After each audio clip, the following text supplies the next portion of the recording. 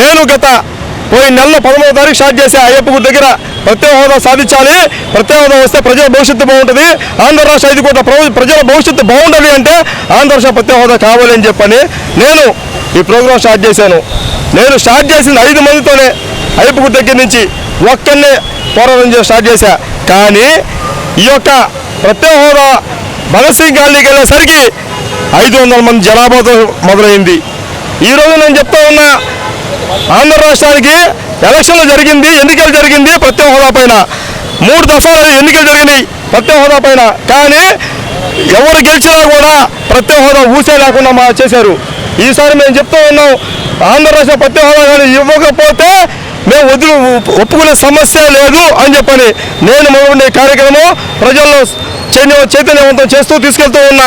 ఈరోజు ప్రజలంతా కూడా చెప్తూ ఉన్నారు, మేము ప్రత్యేక హోదా కోసం మేము వస్తామని చెప్పని, ప్రత్యేక హోదా ఇస్తామని చెప్పని కాంగ్రెస్ పార్టీ రాహుల్ గాంధీ గారు ఒక పక్క చెప్తూ ఉంటే, మన ప్రాంతీయ పార్టీ నాయకులు మాత్రం అదే బీజేపీకి వంతమారుతూ ఉన్నారు.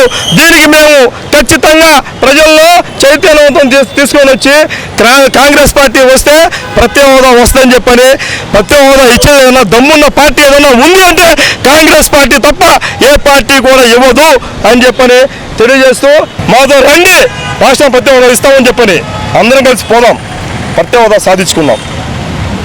ఇదే మా పిలుపు రాష్ట్ర ప్రజలకి, ప్రతి ఒక్కరికి రండి ప్రత్యేక హోదా సాధించుకుందాం. నా ఒక్క మాట ప్రత్యేక హోదా, వేరేదే లేదు.